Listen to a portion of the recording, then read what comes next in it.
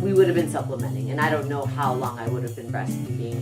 I was pressured very much by a pediatrician who was highly recommended. She was a homeopathic pediatrician. And much to my surprise, she was pushing formula because my baby dropped not quite 10% of her weight. She was born at 6'5", I believe, and because I was 6'6", and she got down to 5'9". And that wasn't quite 10% of her body weight at birth. And I ended up having my lactation consultant get involved because what she was seeing was different than what the pediatrician was spelling out, and she finally had to tell the pediatrician to back off. I ended up getting a new pediatrician thanks to her support, because I really didn't think I could do it. I had a lot of doubts. Like I said, a lot of obstacles. My husband was very supportive, but we didn't know. We just weren't confident that she was getting enough milk because of this pediatrician, when in fact she was. Some other sabotaging advice I got was to 5 minutes on each breast, left, right, and things were going better the way we were doing it, and when I took her advice, things went downhill so fast. I wonder if that might have something to do with why she wasn't feeding as much, why her weight gain wasn't going on. So anyways, we now are happy with our pediatrician, is breastfeeding, up to date with breastfeeding information, and helping us in support with vaccinations and what we choose for that. That was a huge obstacle in postpartum. I always thought pregnancy was going to be the enduring period of becoming a parent, but it's not. It's postpartum. And along with postpartum and being a parent, the emotions, the intensity of emotions that I felt. My birth was an emotional roller coaster. The two words that I would describe my birth was that it was a dream. It was so progressive. I delivered her in under 12 hours. I remember at 11 o'clock asking the midwife, how much longer do you think? I tried not to give that age-old question, and I remember her saying, oh, you're going to have this baby by lunchtime. She was very confident that I was going to have this baby by lunchtime. But again, didn't feel the pressure. It's what happened.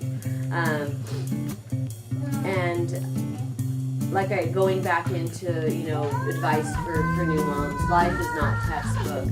I'm an older parent. I did a lot of research of what can happen. Different things can happen. You will come across many different choices in being a parent. Every choice will have a set of results. And it is so helpful to research those results, but not be rigid about that's what the results are going to be. So, what have I heard? I don't know if it was through a birthing community, but variations of normal. That is so important in life. That is the most valuable information I have ever been given. I've been given a lot of good information, but the most valuable was that it's not textbook. There's variations in normal. Life is not black and white. There are gray shades, and as humanity evolves and progresses and we have new things that we introduce to our society, new results come about from those things. I mean, going into food allergies and things like that. That's not to say it's going to happen, but it can happen. And I just feel that parents need to be aware of that, and that it's not going to happen exactly how you plan. Becoming a parent, I have done things that I never thought I would have done. I did things I didn't think I could do. And I did not do things that I thought I would do. I thought I was going to go back to work. I did not go back to work. And it still is very hard, wrenching on me. I know I never disappointed my community, but it was hard for me. It was hard for me because, so many moms do that. They get up and go to work in the morning and they contribute to society in their ways. And I thought that was my destiny. I was going to go back to work and give to these parents in this community who have invested in the start of my family, and I wasn't able to do that. She stopped taking bottle. Family did try to help with feeding and things like that, but they tried to support, but it didn't go that way. She didn't take to the flow of the nipple of a baby bottle. She preferred me, and she stopped taking bottle completely, like 2 weeks before I was supposed to go back. We had worked very hard and we were getting some progression and things, and it was hard. I wasn't able to get a supply ahead, if something did happen, and we just put so much into this breastfeeding and this pumping. And when she stopped taking bottle, I didn't know what to do. So 2 weeks before I was supposed to go back, instead of preparing to go back to work, I put in my 2 weeks.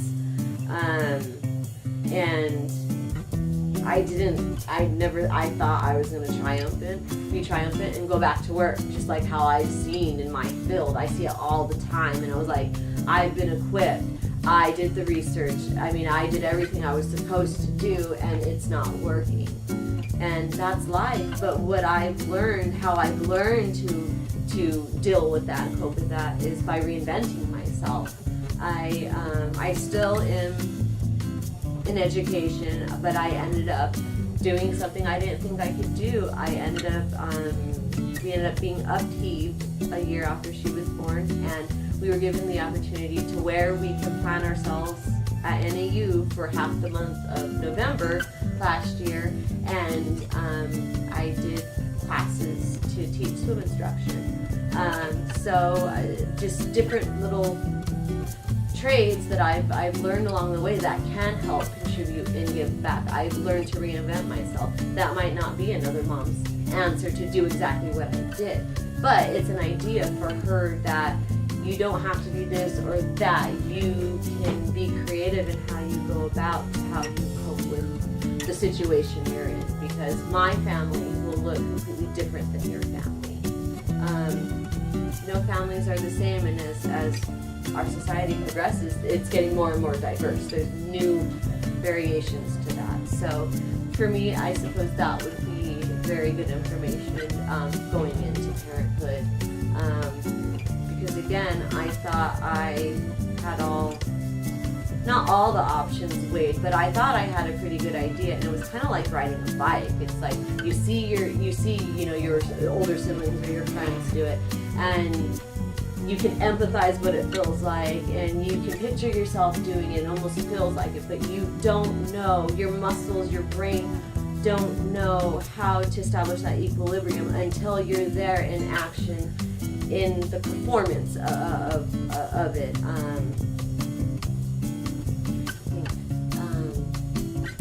Performing that action, you have to experience it yourself to know full-fledged. But that research and things did help. It helped prepare me, but it wasn't what I expected. But it helped prepare me for when those things that I didn't expect to help cope and embrace.